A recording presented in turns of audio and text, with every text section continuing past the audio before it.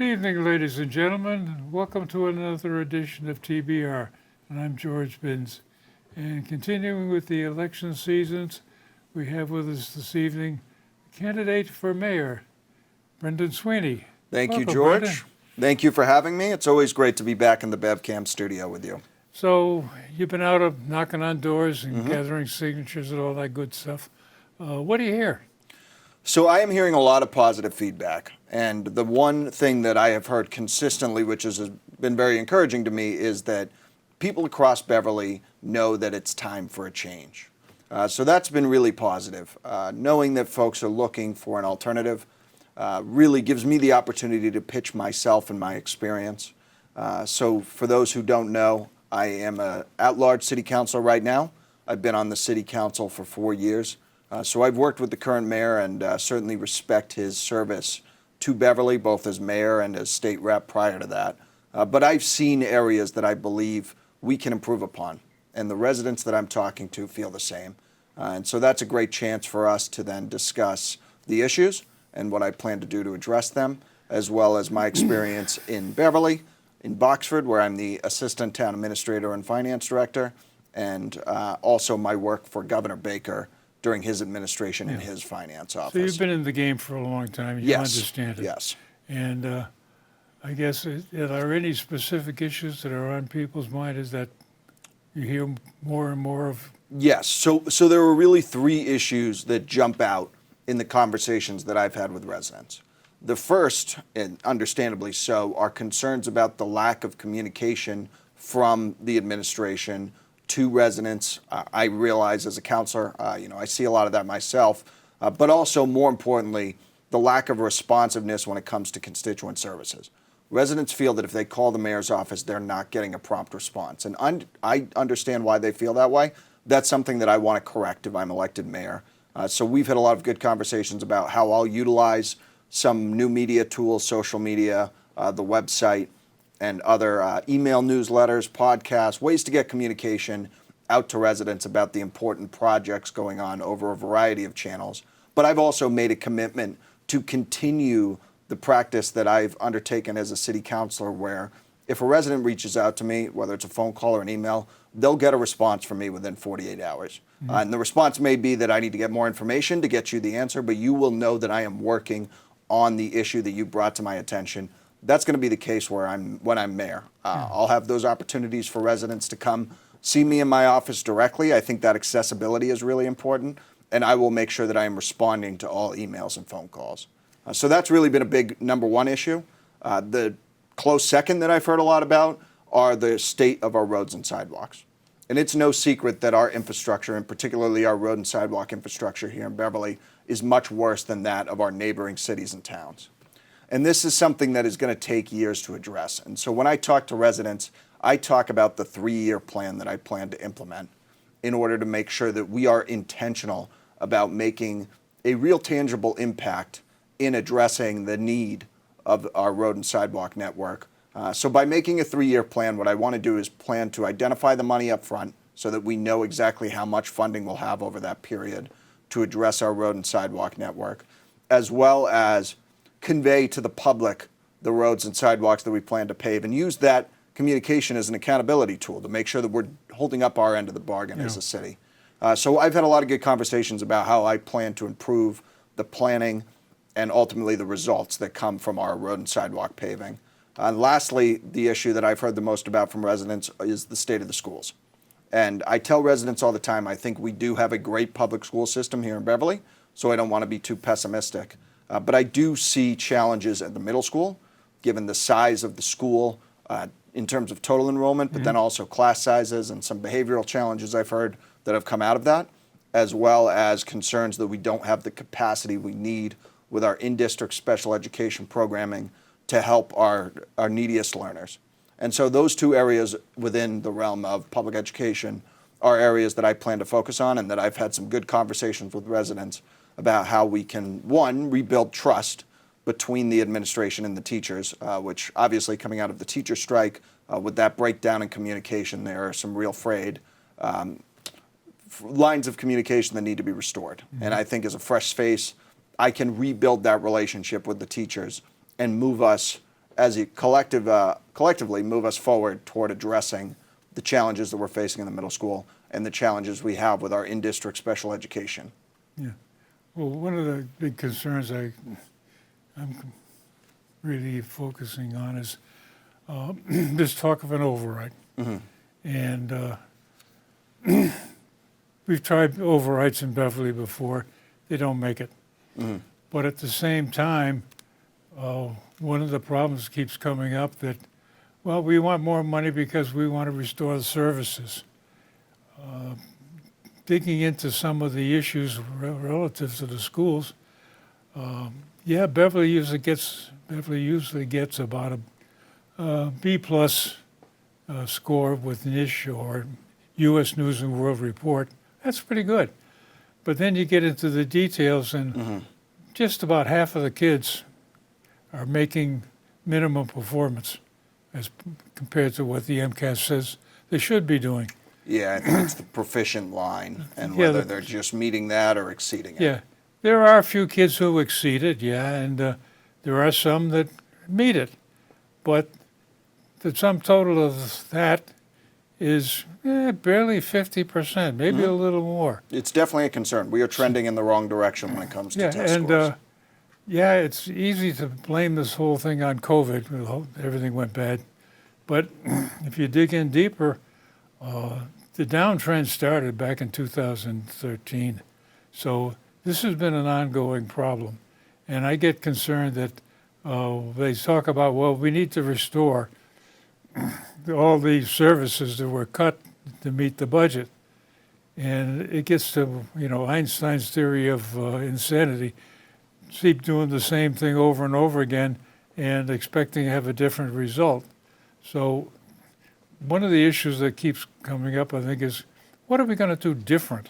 And there are some schools that are doing more evaluations of the teachers, and I had a discussion with one of the ladies running for school committee, and pointed out to her, when I worked for GE or when I worked for Pratt & Whitney, they had after-hours courses for the engineers to keep you up to speed with what's going on and fill in the blanks on what you missed or is different about the business today compared to when you went through school.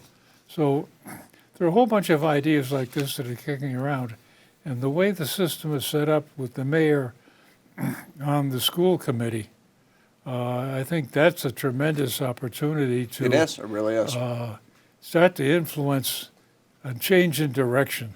And with the new superintendent, there's another opportunity. Yes, and that's part of the reason I think having a new superintendent helps, because you get that fresh face and leadership. Yeah. And I believe I can bring that fresh face and leadership to the city side of things. To address the question about how we reverse trends in terms of test scores and performance, I think it's really important. Two things. One, that we empower teachers, and because they're the ones in the classroom working directly with the students, so that we are, one, listening to their feedback, but two, working collaboratively with them to address the challenges that we've seen, whether it's in rise of behavioral issues or in negative trends when it comes to student outcomes. But it's also important that we as a district are setting overall goals that we'd like to achieve with measurable benchmarks. And that's something that it's always important that you have an objective standard that you're trying to get to so that you can measure progress. And I want to make sure that we don't get away from that. I think that we have a district improvement plan in place. I know that Dr. Cushing is going to be taking a look to revise that, given that there's a new leadership team, so new priorities there. And I will hope, if I'm elected mayor, to work with him to make sure that we're setting the type of benchmarks that we need to hit in order to reverse trends that come that have been seen with student performance. So it's really important that we're working with our teachers, with our existing resources, to try to do the best that we can by our students in the Beverly Public Schools. But it's also just as important that we are proactive in looking at the staffing structure across both the school and city side to make sure that we have the right people in the right positions to be effective in their jobs. And that's something that on the city side I worry about in particular. I haven't seen us do the type of evaluation where we would potentially reorganize departments to try to be more streamlined, both from the customer service perspective, but also from an operational efficiency perspective. And I think that's something we should try to do because we have limited resources. And we know that there are student-facing needs, that there are resident-facing needs across our departments, both from teachers, obviously, but the need for public safety staffing, the need for public works staffing.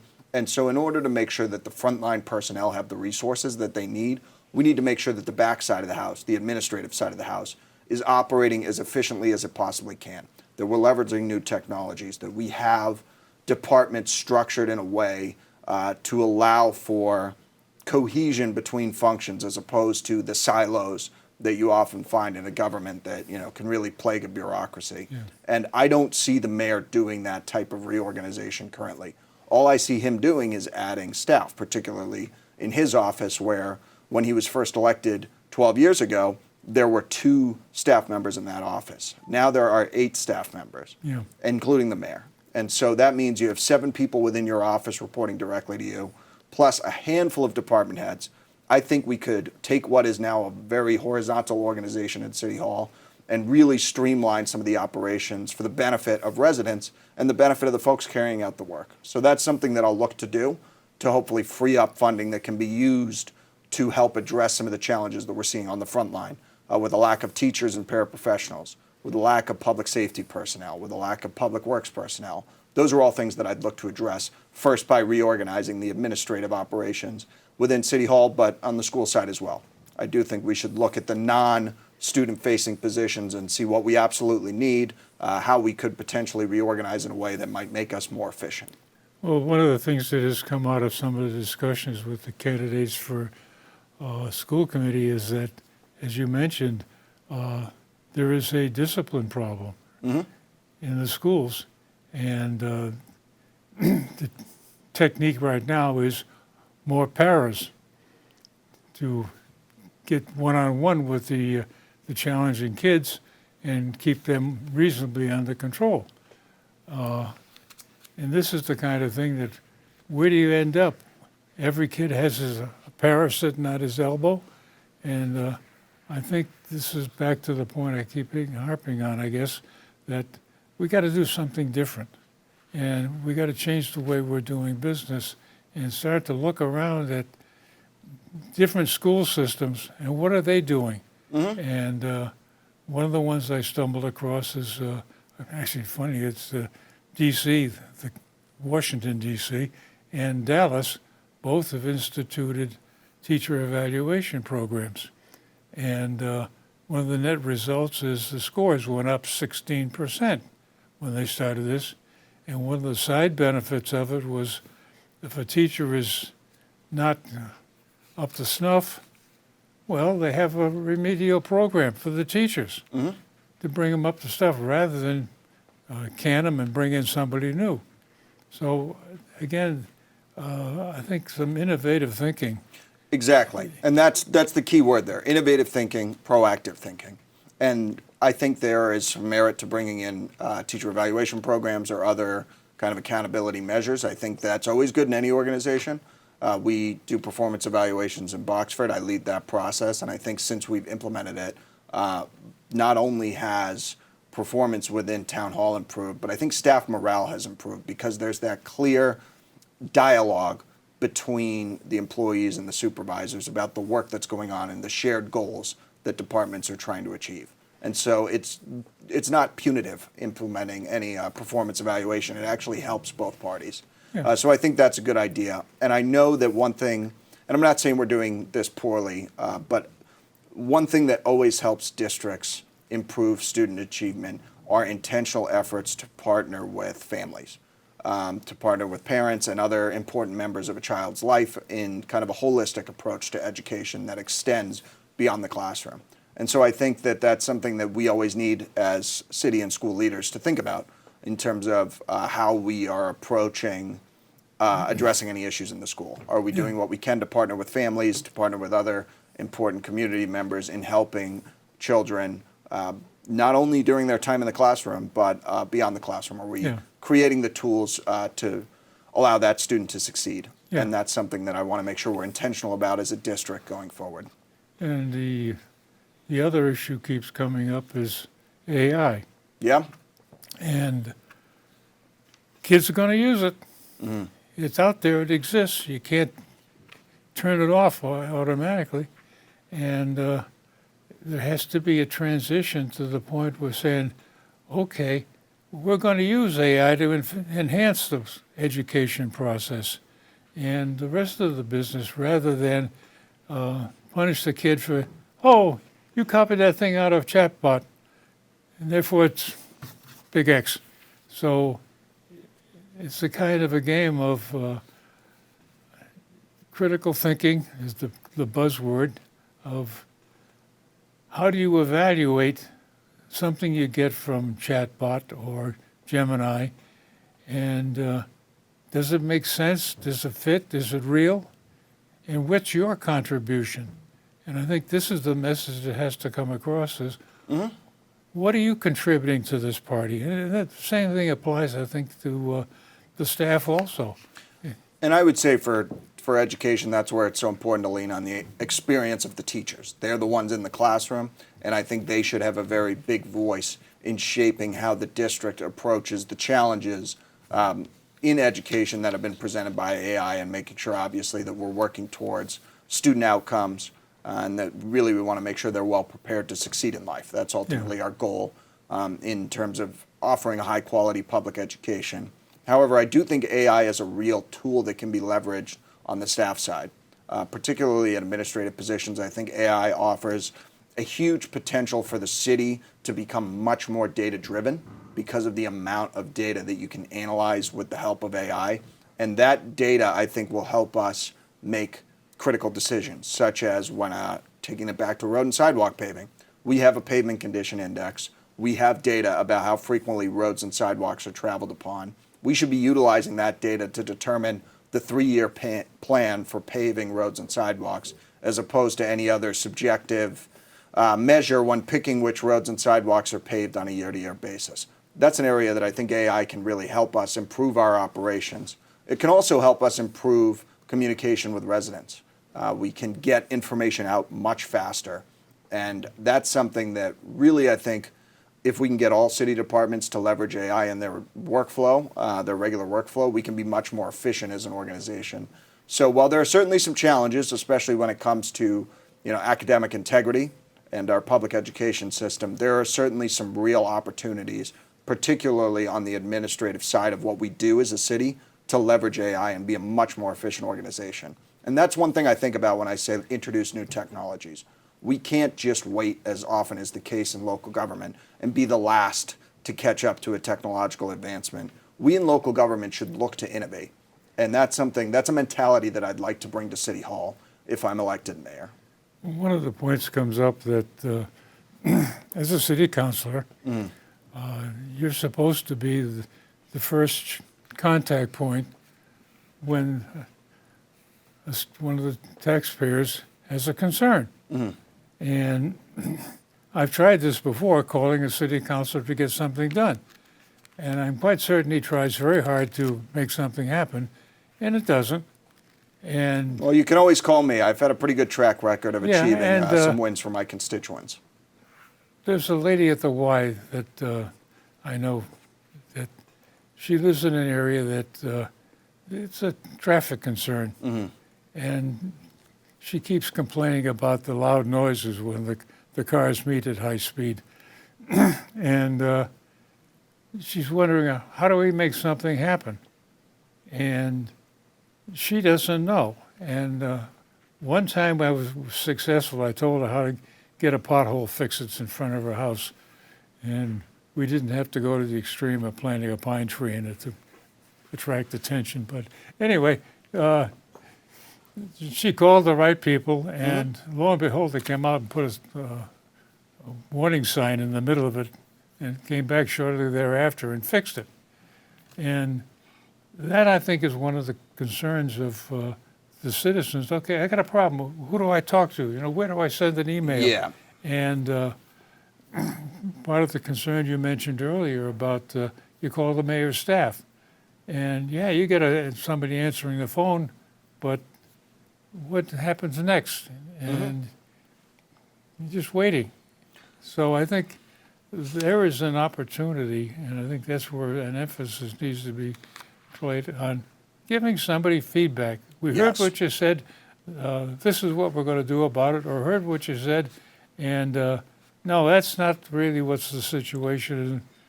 A straight answer. Yeah, so I obviously that goes down to the heart of the role, which is constituent services. And I prided myself in my responsiveness as a city councilor.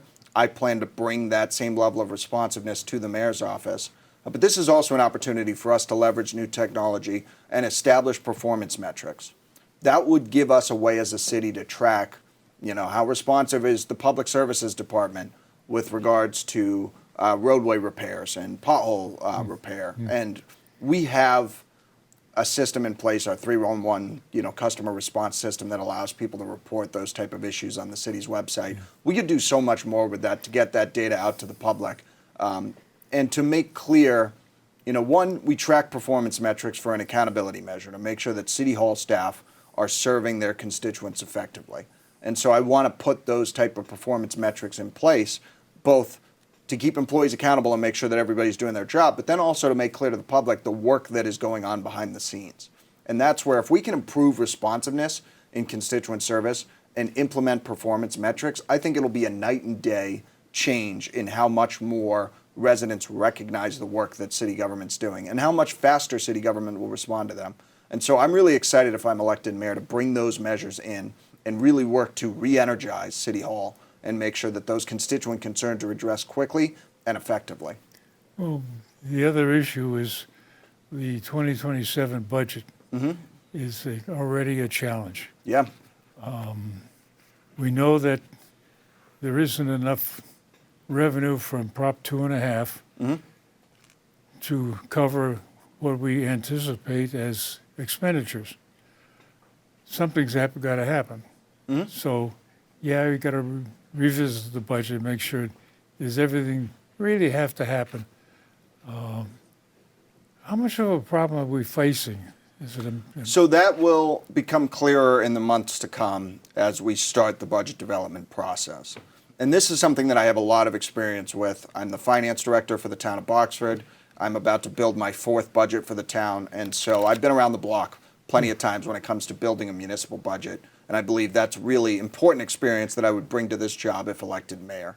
The challenge that we have is that for the last 2 fiscal years, and I've spoken out very vocally about this on the city council, we've used what's called excess levy capacity, which is space we had between where taxes actually were and the maximum amount we're allowed to tax under Prop 2.5. And we have, in 2 years, used the entirety of that cushion. And that's obviously unsustainable because then we're going up 2.5% plus the cushion. The next year we go up 2.5% plus the cushion. That's what we did in FY26. Now we don't have the cushion. And we have been spending at an unsustainable rate. That's why as a city councilor for the last 2 years, I proposed hundreds of thousands of dollars in cuts.